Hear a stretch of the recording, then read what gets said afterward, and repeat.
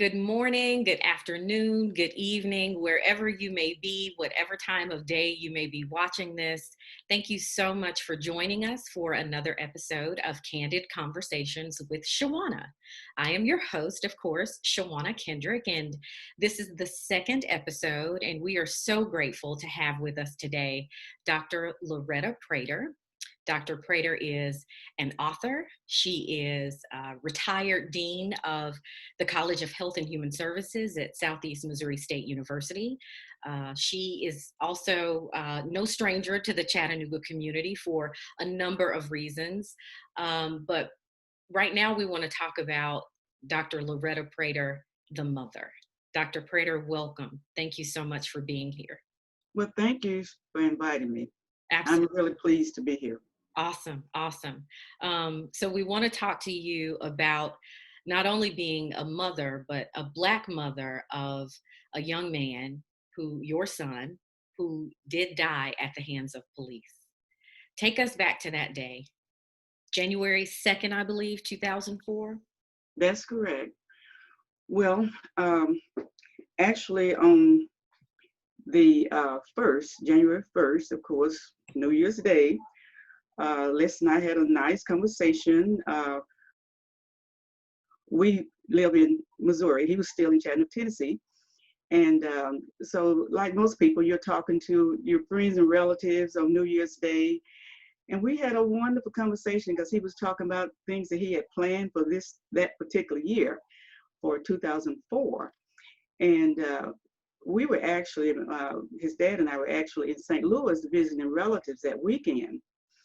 And so on 2004, the date of his death, we were, of course, not at our home here in Missouri, in Cape Girardeau, Missouri. We were in St. Louis, as I mentioned. And we had gone out with our relatives. And when we got back, it was close to midnight. And Chattanooga is an hour ahead of where we were. And she had a message on her phone from Chattanooga. And instantly, I just tensed up and I just thought, this can't be good because we have a lot of relatives still in Chattanooga. And who would be calling that time of night? And so sure enough, when she made the phone call back to see who had called and why and all that, she found out then that my cousin, who actually was Leslie's housemate, they lived in the house that we own in Chattanooga, like two bachelors. But he had called and I heard her saying, oh no, she was, in a lot of distress. And so when she got off the phone, she said, that was Spencer. And he said that Leslie is dead. And I'm like, dead? How can that be? I just got through talking to him, not too long ago. And he was fine. And so he had given her some additional information about what he had been told, because he was at the hospital and everything. And then they had given the family some information about, where they could call or whatever. So she did call because I was in no shape to do anything at that point. I think I was still alert, but I feel like I had blacked out or something, it just didn't seem real. And so when she called, she talked to someone at the police department who said, well, what they usually say, they're trying to investigate and get the facts. They don't really know what all happened, but he was in a struggle with the police. And, so they're saying all this stuff that they are told to say. And then they said, well, we could call the chief of police and get more information. And so actually we did not call the chief until the next day because it was like probably after 1 o'clock, your time in Chattanooga.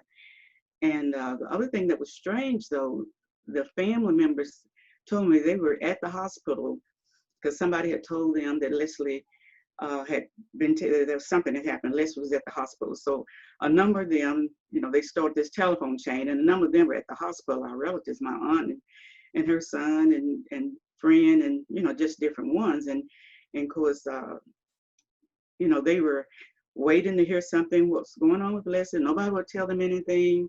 And we found out later, of course, he was dead on the scene.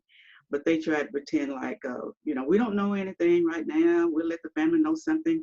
They were there for hours before they were told and that he was dead. And what they did, police being cowards, I would say, they sent a little nurse in there with a Kleenex box saying, he's gone.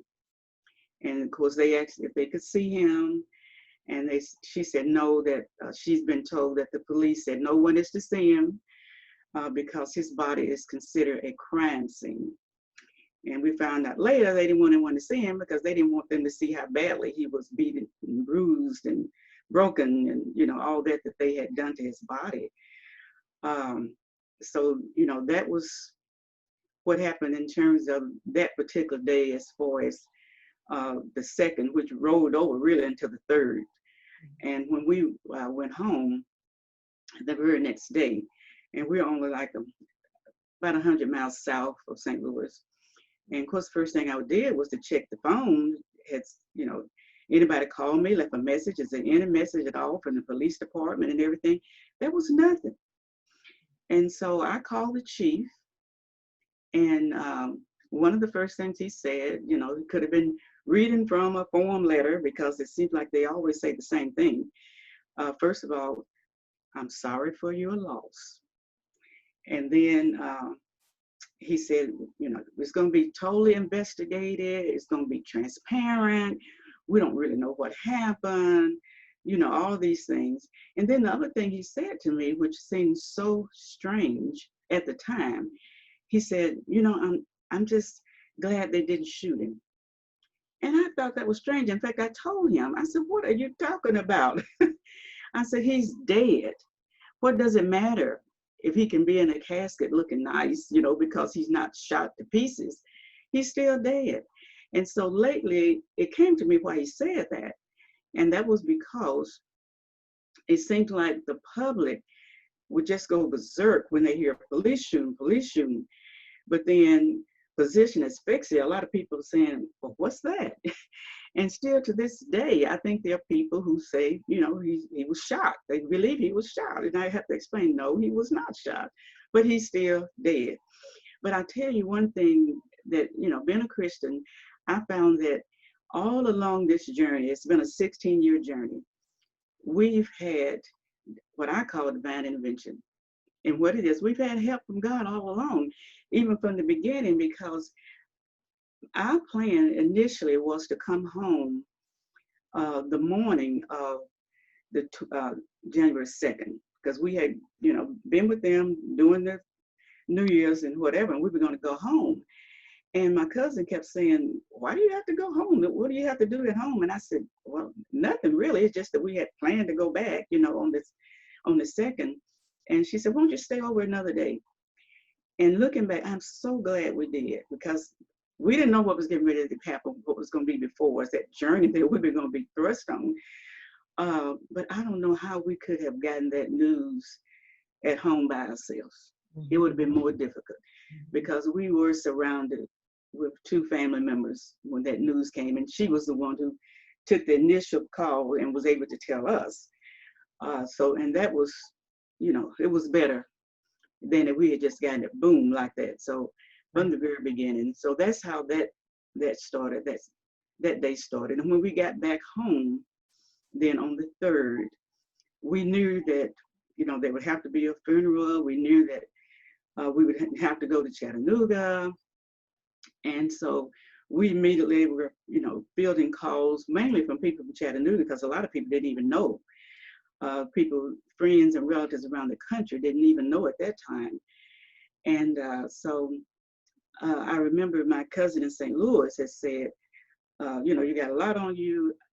I'll call these relatives and whatever. And so we kind of termed that her place was like telephone central or something. And other people were calling and said, call her, Right. And then, I had some things to do here in terms of contacting people at the university. Fortunately, we were still out because of the holiday, the Christmas and New Year's holiday. So the university was not in session, but I needed to let people know what happened. So I called my administrative assistant, and other than talking to my provost, she called everybody else to let them know. She didn't know very much to tell them except he was dead and we were headed to Chattanooga. Didn't know when I'd be back on campus, those kinds of things. And so it was just a lot. We never experienced anything like that, and pray that I never have to experience anything like that again. Right. So, Dr. Prater, one of the things that you and I have talked about, and I'm glad that you brought up divine intervention. And I think, and you correct me if I'm wrong, but over this 16-year period, you've seen similar cases, and now we're at the height of what we really hope is change and impactful change with Mm-hmm. George Floyd's death. And one of the things you and I talked about was the major difference between the two instances is video. There was Yes. no video of what happened to your son. Will you tell us what happened to your son? Because you've done so much research. There was so much that we haven't gotten into, a lawsuit and so on and so forth. And we'll talk about that a little bit. But tell us what happened to your son that day. Okay. Well, based on eyewitness reports, I always say we did not have the video. At that time, the only thing your cell phone could do, you could talk on it. You couldn't even take a picture. But what I always say is that I know exactly how he died because we have two autopsy reports. They're done independently. One was done in Chattanooga that was commissioned by the police department. And they were so quick to do that, even before we could get to Chattanooga the next day on the 4th, they'd already done an autopsy, and they'd already put stuff out there, that was proven later to be untrue, but they put it out there anyway, when they talked to the media and everything. But we also had, in addition to that autopsy, because we could not trust them, they proved that we could not trust them by saying there were no injuries to his body, which we proved that was not true. So one of the community advocates there, who was familiar with a lot of things that they do in Chattanooga, even more so than I, he said, you're going to need another autopsy because you want to be sure, because this is their person doing the autopsy. So you're going to be sure that, you get one that's independent. And then we had to contact an attorney to help us with that, to make those arrangements. And his body, even before, of course, we could make any arrangements for a funeral, his body was taken to Nashville, and there was an autopsy report done by the chief medical examiner at the time, and that had to be done independent of anything else that was going on, and that the family had to pay for. And it was really interesting experience, and I really feel for families who don't have resources, like immediately, because you couldn't, write a personal check, or they wouldn't even let you use your bank accounts with your card, anything like that. So we had to use a cashier's check, but we had to have the money, get the money to use the cashier's check, and we had to pay $2,000 for them to do that independent autopsy. But both of those medical examiners, and I stress medical examiners because they had the training, they said it was position asphyxia and it was a homicide. And when we got the death certificate, even, I don't know if you've ever seen one or whatever, but it says it's like a multiple choice. And is it homicide? Is it an accident? Is it natural causes? Is it suicide? Or is it unknown? Those are your choices. And it was checked homicide. And homicide is death by another. And, with our system we come up with all these different names, aggravated assault and murder 1 or 2 and all that kind of stuff. But it's still murder. Mm-hmm. It's still homicide. Mm-hmm. Then we also had eyewitnesses. And we had eyewitnesses who actually contacted us and told us what they saw. And it's interesting, people are so afraid in Chattanooga, and I don't blame them. If I was still living down there, I'd be afraid too. In fact, every time I come down there, my blood pressure goes up and I try to take care of whatever business I have and get out of there as soon as I can, because it just literally makes me sick. Um, but anyway, they contacted us, told us what they saw, and what they saw was consistent with what later, we found with the autopsy report. Somebody said, well, they kicked him, and then in the autopsy report, it said there was trauma to the scrotum, and stuff like that. And so they, what initially happened, Leslie was intoxicated. He obviously was not himself because he loved clothes, he loved looking good and all that. And so someone saw him driving up into this area, and he had not been downtown, running around downtown, screaming all day, as the police reported in some of their things, And I keep saying to them, well, if he was running, where was he running from and where was he running to? No one can ever tell me that. And there were persons who saw him during the day and talked to him and whatever, said there was nothing wrong with him. So that was all a lie. But anyway, he was driving, he stopped his car, and he got out of the car and took his clothes off. Okay, that is not normal. And so, yes, something was happening wrong. And so this young lady who lived nearby and saw this, she called the police. And I found out later that she wasn't the only one, but she was the only one who talked to us directly about the phone call she made. And she said when she saw that, she knew this man needs help. That was her initial reaction, which was anyone would have thought that. And so, but she said to us, if I had known they would come and kill him, I never would have called him. That I thought they would come and help him. And she was apologizing to us. And I'm so sorry. I called them, and I told her, I said, well, actually, you did what anyone else would have done. I would have done the same thing, thinking this person needs help. And actually, when the first two officers came, and they were still rather, I would say, rookie cops, because they had been on the force for 18 months. They went through the police academy together. And so the first one, based on his deposition that he gave, and based on things that other people had told us, when he got there, he was doing what he was taught to do. And I will give him that. He really was. You start with the least, you don't go in with force. I mean, because you can see this person is naked. So he has nothing, and he doesn't even have his own strength, but he was talking to him, and whatever was Les was under the influence of whatever, it must have been wearing off, because they were having a coherent conversation. He said, he asked him, where are your clothes? What are you doing out here and all that, and Les was not running anywhere. He was just kind of walking around almost in circles, in the same little area. And so he told him, it's glass out here. And so under the bottom of his foot, he did have a cut mark from the glass that was out there. And so, so the police officer said, well, when he asked him where was his clothes, he said, they're in the car.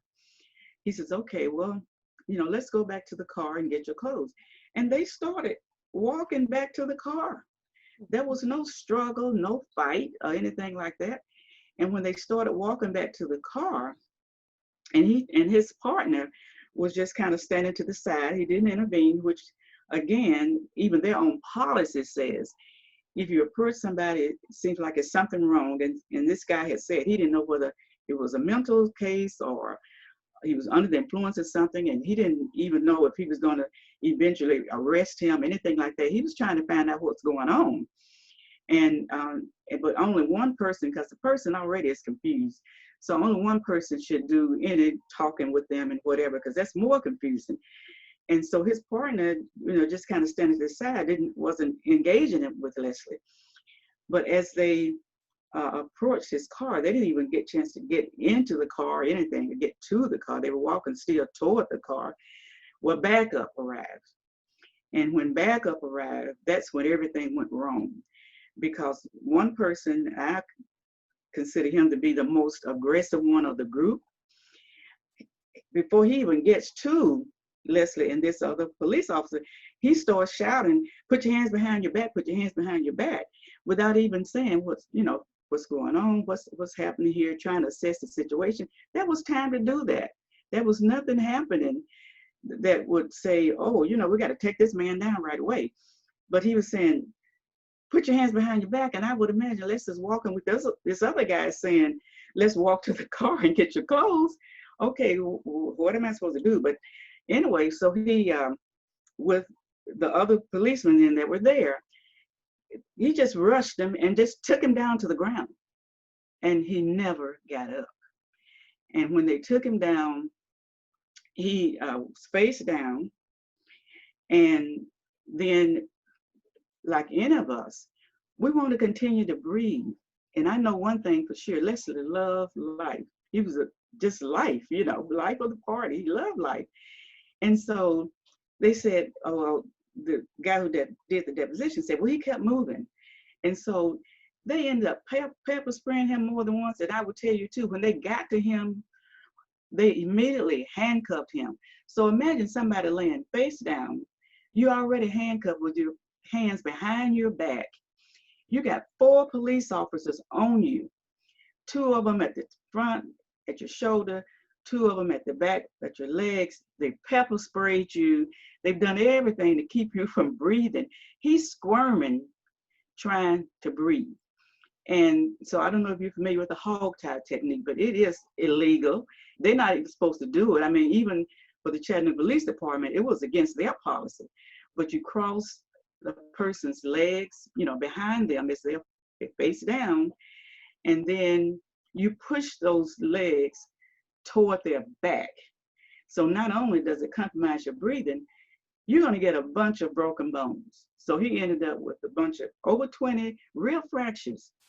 And that's, the pain of that is compromising your breathing. And so, all of that they did was compromising his breathing. And then, of course, by the guy's own admission in his deposition, he was asked, well, how long did you all hold him like that? And he's like, oh, well, maybe 10 minutes or so, until he stopped moving. When he stopped moving, he was dead. And then they said, tried to, do this thing with the lies. They called the ambulance. Why you call an ambulance? Because you got a dead person here. They called this ambulance because they said he was too big to get into a patrol car. So they had to call an ambulance because he weighed over 300 pounds and he was over 6 feet tall. And even by both of the autopsies, he weighed 232 and a half pounds. He was not over 6 feet tall. He wasn't even 6 feet, let alone over 6 feet. So what had happened then, they came out with all of these immediate lies, even though they should have known that we'd be able to refute those even with the autopsy report. But then when they came out immediately before we even could get to Chattanooga with these lies, and people, as I said, we have relatives down there, so they're sending us information and telling us stuff. And when we got down there, we were able to see some of those reports, even the TV news reports that they had copied those, so we could see those, and we knew exactly what was going on, what had happened. And immediately we went and got the records from the ambulance and whatever, and they were working on him or whatever. But he, they never got a pulse or anything. But when they got to the hospital, there was an unethical practice then at Erlanger where they hooked him up to all this stuff, all this life support stuff. And of course, they never were able to bring him back because he was already dead. But here's the thing that they did that was wrong. When it's my understanding, whenever life support is hooked up, your family is supposed to be the one that takes you off. They hooked him up and they took him off. They used to their advantage the fact that we were out of town. And so that's something that they did wrong. The other thing that the police people did wrong, I said you could have a checklist of stuff that you could do wrong, and you could check all the boxes for them, because our family members who were at the hospital and got that news from their little nurse said that they started calling people in Chattanooga, other relatives and friends, telling them Leslie was dead and what happened. And they said, oh, we already know. We saw it on the 11 o'clock news. So they gave the information to the TV news before the family members were even told that Leslie was dead. So the Chattanooga community knew before family knew, who were right there in the hospital. And so the whole thing was just awful. And so it let us know, okay, we cannot believe anything these people tell us. And so from then on, we went with that premise that we were not going to get any truth from them. They immediately started their cover up. It was all about protecting the police officers and not about getting to the truth and showing no compassion for the family. And now you mentioned getting to the truth. And I Mm-hmm. think that's an important point to make, because the way you fought to get to the truth is very unique. You filed a lawsuit against the Chattanooga Police Department, the city of Chattanooga, Yes. and you won that lawsuit. And that allowed you to, obviously it did not bring Leslie back. It won't bring Leslie back, but it did allow you the opportunity to speak to future cadets. And you did that as part of the settlement and that agreement. There were 3 trainings that you were a part of here in Chattanooga. Is that correct? Yes, but I did tell them, and Freeman Cooper was the police chief at the time, that this was happening when I was in those 3 sessions. And I said to him, I want to continue these sessions. I'm willing to continue them at no cost, and was ever no cost to them. I said, I will at my own cost come down here and continue these and indefinitely. And he said, oh, he gave me permission to do that. But prior to another cadet session being formalized, he retired. And then from then on, I was never allowed to do that. I know Bobby Dodd, I reached out to him, and he wouldn't let me. And even he went to a meeting with the Unity group, I understand, because somebody called and told me what happened in that meeting, that they brought it up. Because every time I go to Chattanooga, somebody approached me like, why don't you come back and do those sessions? And I keep saying they won't let me. And so he was asking that meeting, why won't you let Dr. Prater come and do these sessions? And, his response was pretty arrogant, but it was like, oh, we just can't let anybody come and talk to our cadets. I didn't consider myself as anybody, having that administrative oversight that I had at the time over a police academy, a regional police academy, and also a Department of Criminal Justice, and then having personal experience what can happen when you don't do the right thing. So I didn't feel that I was just anybody, but that was his comment, and of course he would not allow me to. And then I sent a letter to Fletcher, same thing, he wouldn't let me.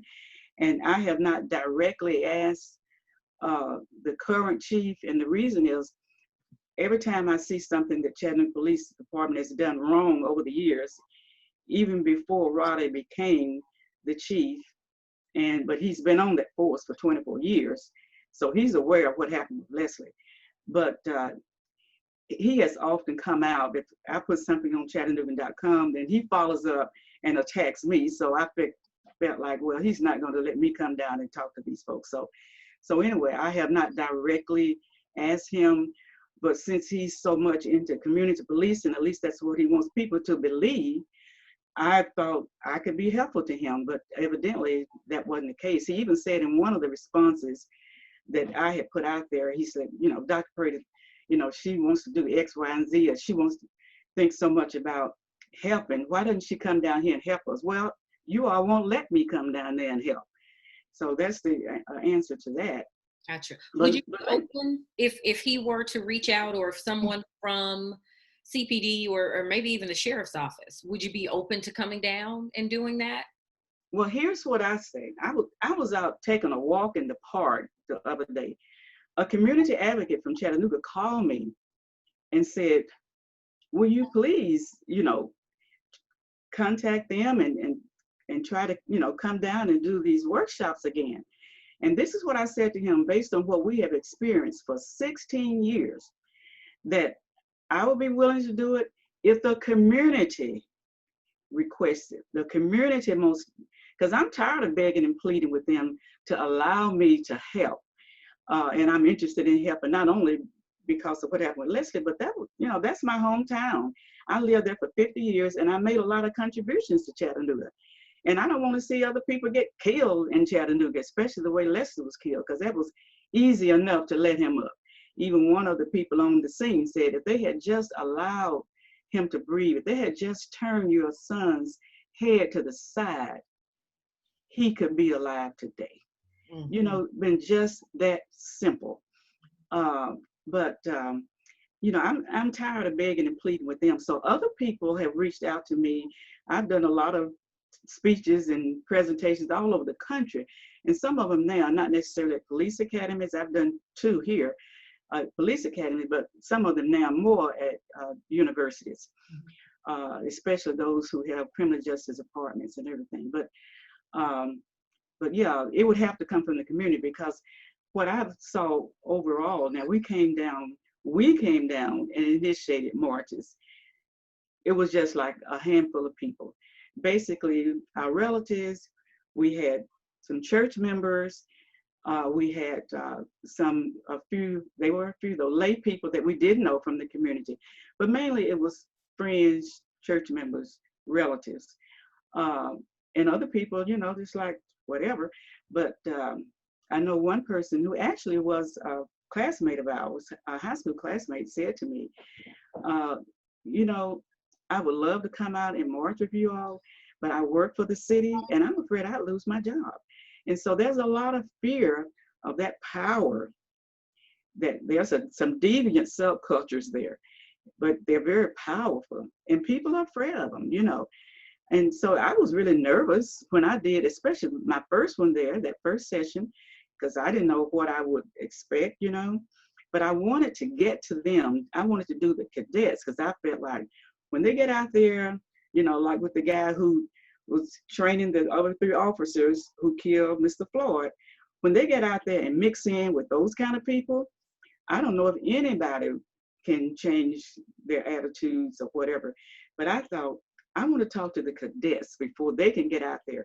And I talked to them, I had some research stuff. I didn't delve too much into that. There are a lot of people who can do research and who can get books and read research and go in there and tell them. But I played to my uniqueness.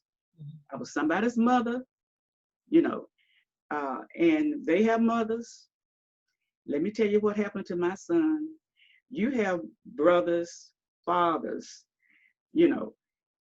Think about it. If that had been your father, your brother, your mother's son laying face down with 4 police officers not allowing him to breathe, how would you feel?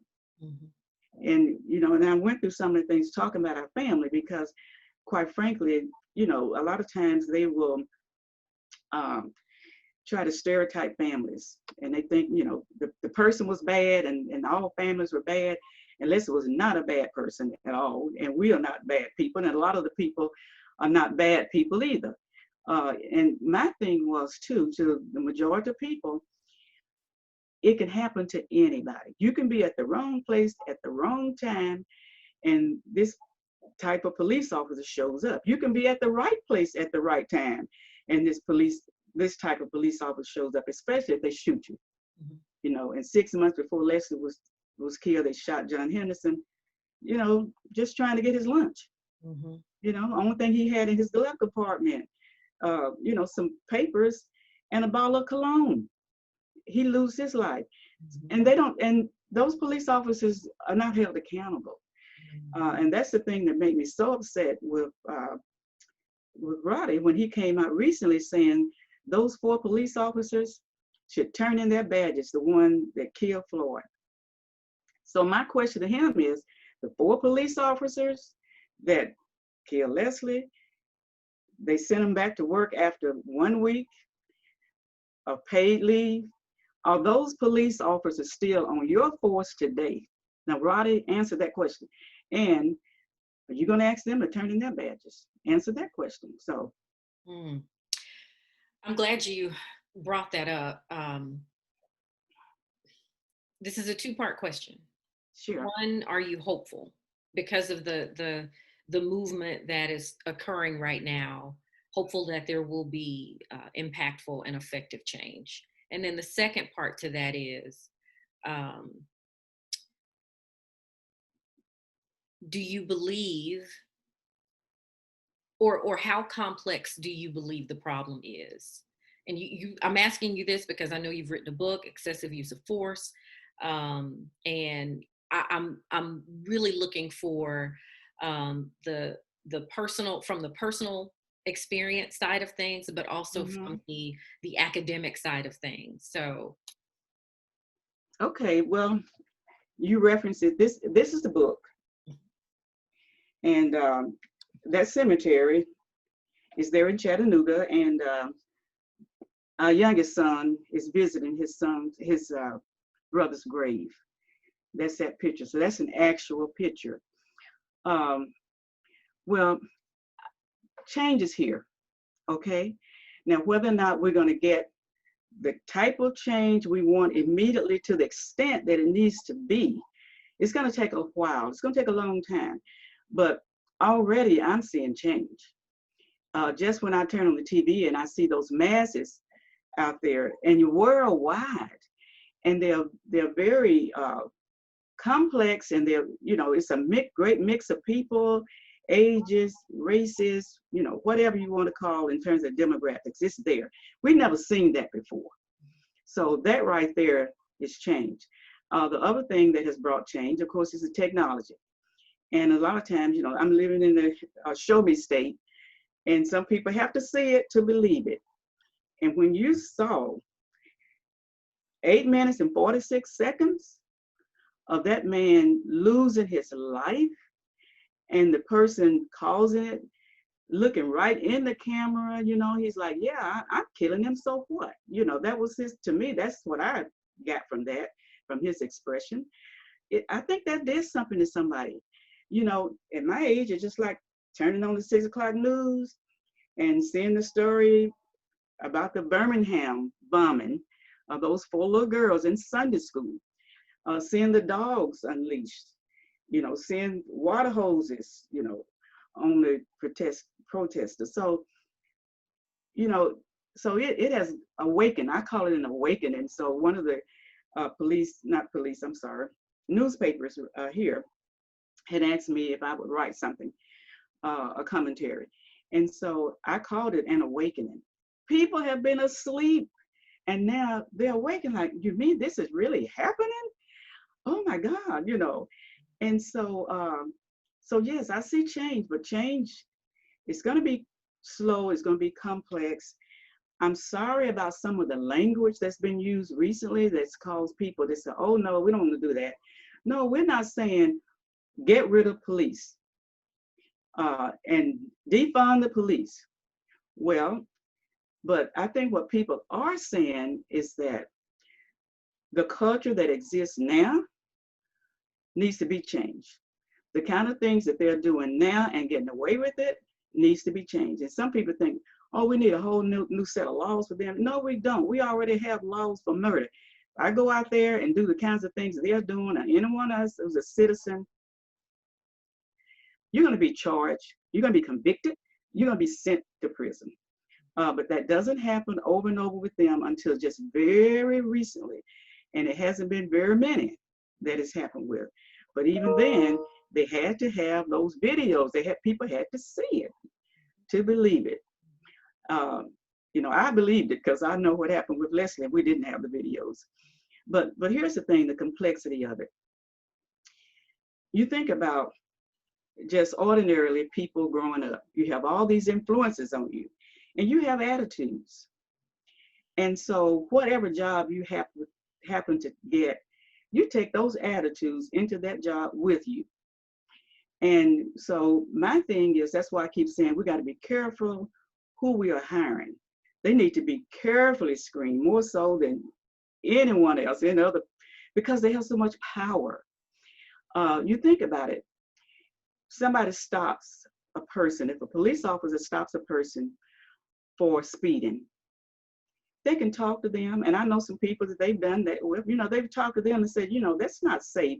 Now, you have a nice day, but I want you to slow down. They can do that. Okay. They can also stop somebody and end up shooting them when it was for speeding or a tailpipe, that you need to replace or something.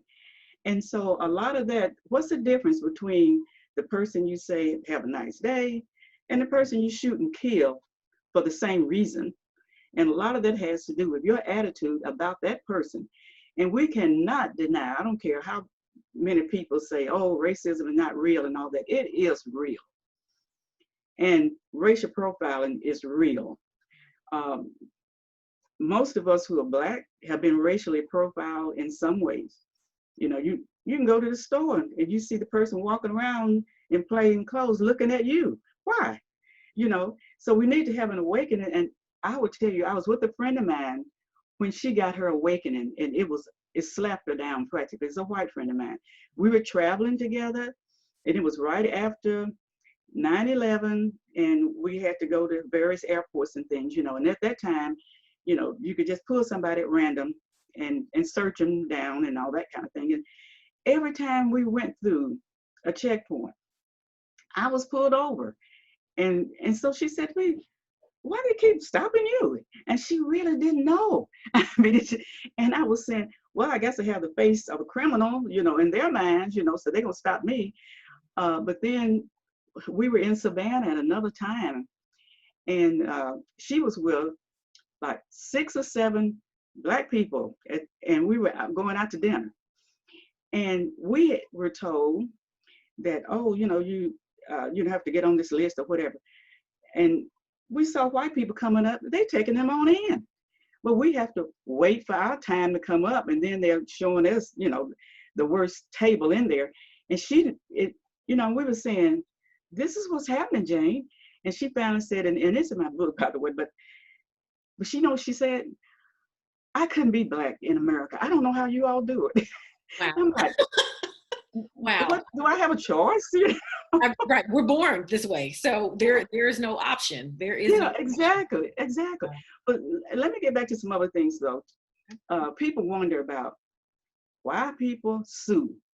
Here's the thing. We never wanted to sue. We wanted them arrested. We wanted them tried, convicted, and in jail. That was what we wanted. But clearly we saw almost immediately when they put them back out there, that was before they even finished their own, what they call investigation. And so then we knew, okay, they don't plan to do anything to them. Why would you put them back out there on the street unless you decided you're not going to do anything? And then the DA at the time, DA Cox, he was supposed to be on our side. He was always on their side and would not file anything against them. Now, he's a former police officer himself. He was always on their side. Okay, then when one of the other police, the next one came along after, see, you all have so many, I said in Chattanooga, they changed police chiefs like everybody else changed clothes. So Roddy better not get too comfortable because they really changed really quickly. But Steve Parks, when we were doing, the lawsuit, by the time we got to that, that investigation was just a sham. But I know that he felt sorry for the police officers. And he, as much as said that when we went to meet with him, with Dwight and I went to meet with him, just him and the two of us. And he's gave us, beginning to give us his story about his killing a citizen and how he felt. And I had to stop him because, and I shocked him too, because I remember that story very well, because I was teaching at Hickson High School at the time, and the person that he killed was the father of one of my students. But I felt like the way that story went down, that he probably did not have a choice. Somebody comes out, the family calls and said he's, threatening us with a shotgun. And he comes out on the porch and threatening the police officer feels threatened because he's got a shotgun in his hand. So, he shot him and the man died. He's a white businessman and whatever. So I just, in Hickson, and I just like, No, I believe he felt like he had no choice. But how can you say these guys had a choice? There was nothing imminent. Their lives were not in danger. The person was unarmed, totally different. But he was, trying to tell me how badly he felt about that. And I said, I know about your situation. This is different. And but to me, he always felt sorry for those police officers. He was always on their side, talking about, oh, they're good people and all. No, they're not good people, Um, and so the only thing we had to say, the Chattanooga Police Department needs to actually be called out for something, because they would not fire the officers. They wouldn't even say they did anything wrong. The DA would not do his job. So what do we have left? And so people say you cannot fight City Hall. You can fight them, but I can tell you it's not easy. And you better have God on your side. If you don't have God on your side, I don't know how you can do it. And so we had God on our side. And give you an example, I think the team that we put together, we had to put together a team of attorneys. And I think it was the best team in the world. And I know it was the best team that we could have had. And I don't think we could have done the things that we did if we had not had that particular team. And of course, we started with a local team. They were doing their jobs, but the police department didn't seem to really respect them because they were local. And they had been used to local attorneys, and they had been used to just kind of dismissing them. And so I saw that right away. And so I looked up to the heavens one day and I just said, God, we need help. We need a dream team. And you know what he did? He gave us, and I didn't ask for what dream team, but I just said, I did say we need a dream team. And he gave us a part of O.J. Simpson's dream team. So Cochran, Newfield, and Sheck, they were a part of O.J.'s dream team. And we were able to get that same dream team to join the people in Chattanooga. So we had two, different groups working on our behalf. And they had all the resources in the world. The people in New York were used to some of these high-profile cases. Here's a book here that was written by Diallo's mother, and they had done her case. And so they were used to these high-profile ones. And the thing that we didn't realize at the time, Johnny was ill. And so he never had the hands-on that we had thought he would. And before the lawsuit was settled, he actually had passed. But Barry Sheck was still there, of course, Peter Newfield and Dick Bruston. And Nick was our main person who worked more directly with us. But Barry did come down to Knoxville when we did one of the meetings with them. They wanted to have a quick meeting and hand us a check. And we said, no, we want to go through this. We really had planned to go all the way through to court. Chattanooga is the one who did not want to go to court. Because they were going to pull out all their dirty linen. They didn't want that laundry coming out. And they kept, trying to, get us to settle and whatever. So here's the reason we settled, and some people don't realize that. If you, with a civil case, since they'd already said they're not charging them with anything, so we didn't have the criminal case. But with the civil case, the only thing you can get is money. We were not interested in the money. So sometimes people will say, we're suing for 5 million and 10 million, whatever. And our attorneys can tell you. And Phil, the one who's over now, the city in terms of their attorney, he can tell you too, assuming he tells the truth. We never asked for a certain amount of money. That was something that those attorneys got together on, and they came up with that at the very end. What we wanted some change. And so we had 4 demands. We said those 4 demands have to be met or we will not settle. They kept trying to get us to settle. No, we're not settling unless you meet these 4 demands. And one, I get sick and tired of them evaluating themselves, and then they say, oh, we're wonderful. Well, they probably already had that paperwork in their file to say they're wonderful. All I have to do is pull it out, change the date. We're still wonderful. So I said they needed to have an external review. And so the attorneys got together and they had to agree on this person externally, a person to do it. And the city had to pay for it, $30,000 to do that. Then we discovered that years before Leslie was killed, they used to teach how to avoid position asphyxia. But for whatever reason, they had taken it out.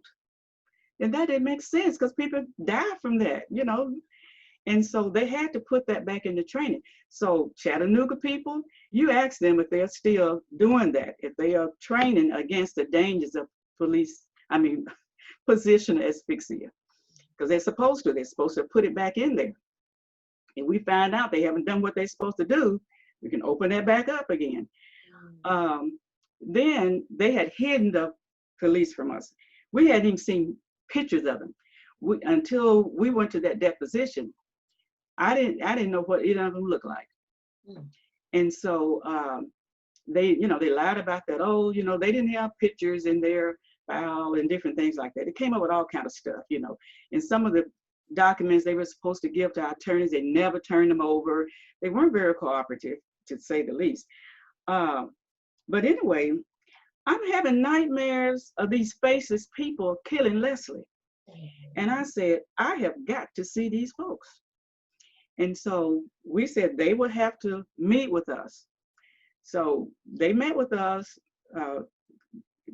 Doris Dad and I, but our son did not come. He was living in Chicago area. He came down for the mediation, but he did not come down for that because he was like, see, they weren't in the room for the mediation, but he said, I cannot sit in the same room with the people who killed my brother. And I understood that, so he couldn't come. He didn't come.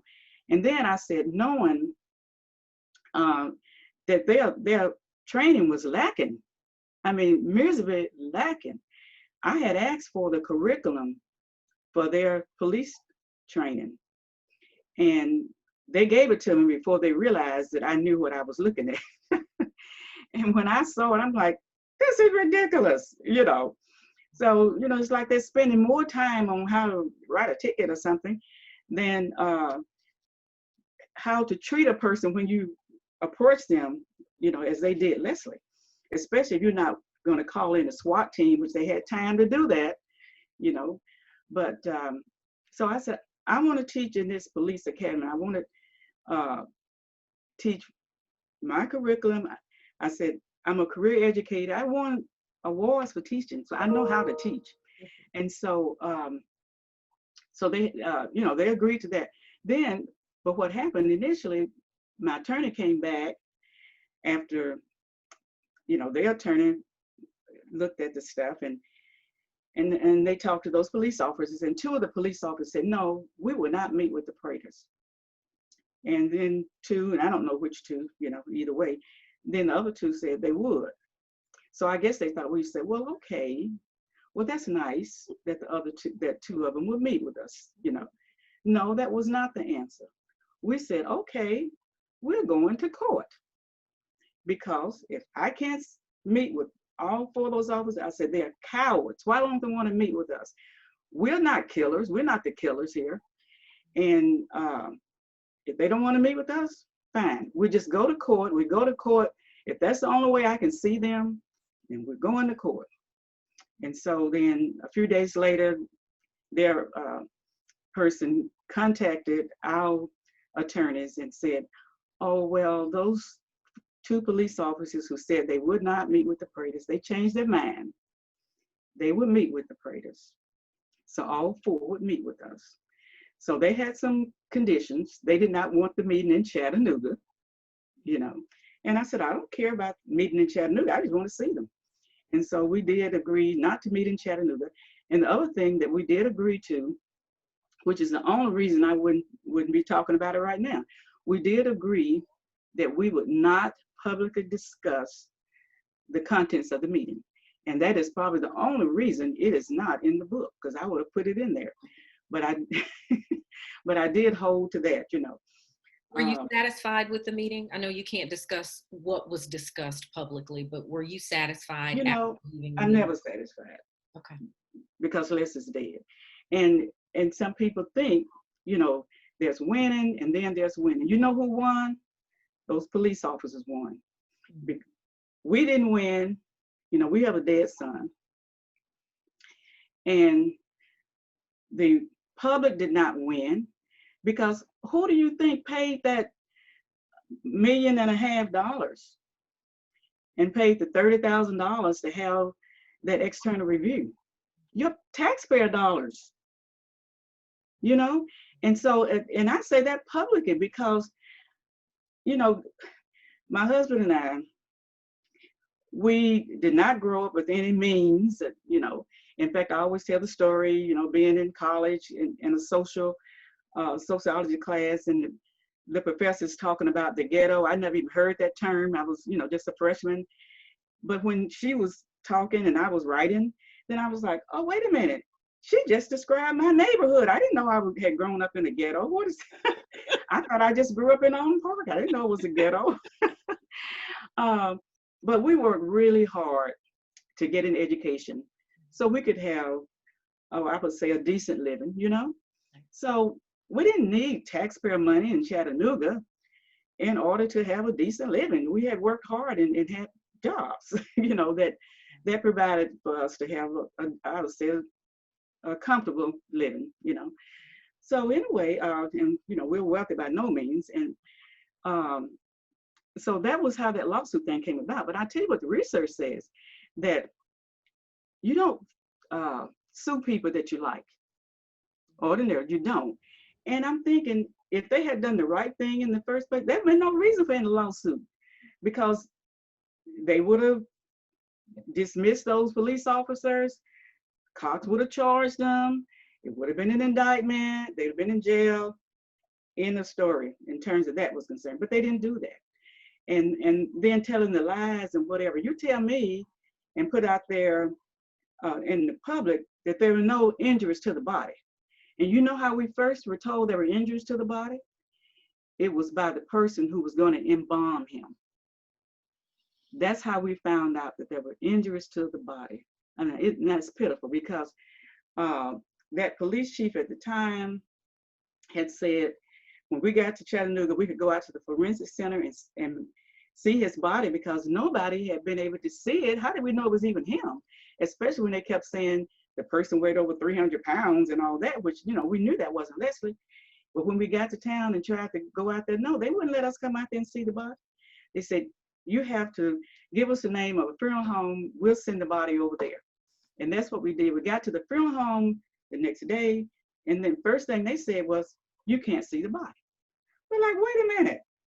And so they said, well, he's already been, you know, autopsy, so he's all cut open and all this, you know. And I said, no one has seen his body. But every time the news people, you know, have a report, they say what the police said, that he's over 300 pounds. You know, I don't even know if that's Leslie. How do we know? They won't let anybody see him. And I said, we're not leaving here until we see the body. So he said, the director said, okay, give me a minute.